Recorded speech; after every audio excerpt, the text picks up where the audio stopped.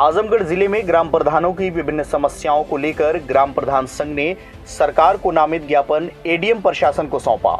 इस दौरान ग्राम प्रधान संघ के राष्ट्रीय महासचिव डॉक्टर राजेश ने कहा कि ग्राम प्रधानों को मानदेय मनरेगा मजदूरों से भी काफी कम दिया जा रहा है। सरकार ग्राम प्रधानों को मानदेय नहीं अपमानदेय दे रही है। उन्होंने कहा कि आज ग्राम प्रधानों के वित्तीय अधिकार काफी कम कर दिए गए हैं। उन्होंने कहा कि हमारी ये मांग है कि इसको बढ़ाया जाए।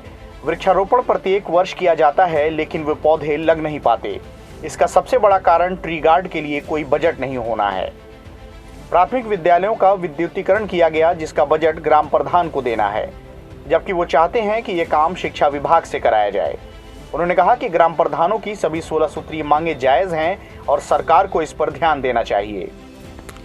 आज 16 सूत्रीय मांगों का ज्ञापन हमने जिलाधिकारी के माध्यम से राज्यपाल को भेजा है, जिसमें प्रधानों की विभिन्न समस्याओं को लेकर यह ज्ञापन हमारा था। जिसमें सर्वप्रथम आप समझ लें, जैसे शिक्षा विभाग का स्कूलों में जो इलेक्ट्रिफिकेशन हुआ है उसका बिल भी प्रधानों को देना है। हम ये कहते हैं कि इस बाध्यता को खत्म करते हुए शिक्षा विभाग के जिम्मे इस बात को लगाया जाए। जो सामुदायिक शौचालय गाँव में बने हैं उसके लिए समूहों को सौंपा जा रहा है और उसका भुगतान प्रधान को अपने निधि से करने के लिए जो आदेश जारी किया गया है। हमारा यह कहना है संगठन के माध्यम से कि हर गांव में सफाई कर्मी मौजूद हैं और ग्राम पंचायतें सफाई कर्मी से उन समूहों से ज़्यादा बेहतर काम करा सकती है। तो एक अलग से व्यवस्था करने की क्या जरूरत है। भू राजस्व समिति में इसी तरह से प्रधानों का अधिकार खत्म किया गया है, उसके लिए तैयारी है।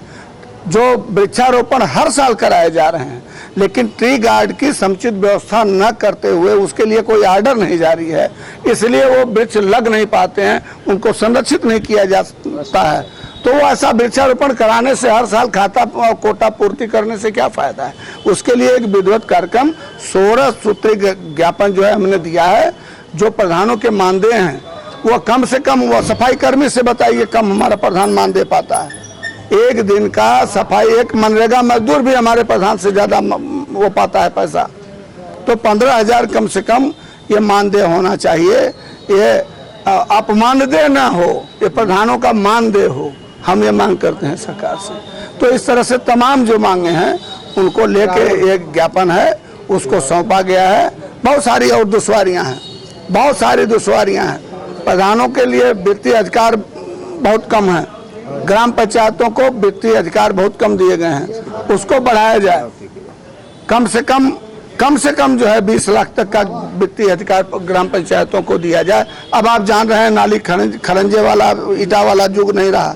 इंटरलॉकिंग करना है, सीसी बनवाना है। अगर आप 200 मीटर सीसी बनवाएंगे तो मतलब आपका 15 से 20 लाख चला जाएगा एस्टीमेट। ऐसे में लेके हमारा प्रधान जिले का चक्कर काटते रह जाता है और डीपीआरओ और सीडीओ और फिर डीएम साहब तक का वो एक चैनल है, उनको वो अधिकार है। तो वो कहाँ से होगा। ग्राम पंचायतों को अधिकार दीजिए तो वित्तीय स्वीकृति देंगी। हम उसके लिए चाहते हैं कि ग्राम पंचायतों को वित्तीय अधिकार बढ़ाया जाए। उसके लिए इनको जो कराना हो टीएस कराएं, उसकी तकनीकी स्वीकृति जेई देगा। वो जानता है कि कितनी ईंट लगेगी, कितनी सीसी में कितना मटेरियल लगेगा। अगर आपका मांग पूरी नहीं क्या फिर क्या करेंगे? अब हमारी मांग नहीं पूरी होगी तो आज 75 जिले से एक जिला बचा रह गया था। 74 जिले से ज्ञापन जा चुके हैं राज्यपाल जी को। अब हमारा ये 75वां जिला है जिसने आज वो 75 जिले का आज ज्ञापन चला गया। अब अगर ये हमारी मांग को नहीं पूरा करते हैं, हम तो ये चाहेंगे कि सरकार जो है सहानुभूतिपूर्वक हमारी मांगों पर विचार करे। प्रधान बना ही इसीलिए है कि सरकार का समर्थन करे, उसके कार्यक्रमों को संचालित करे। लेकिन उसके बाद अगर हमारी बातों को, हमारी भावनाओं को, हमारे अधिकारों का हनन किया जाता है तो अधिकार के लिए सभी लोग अपनी आवाज उठाते हैं। हम भी अपनी आवाज उठाएंगे।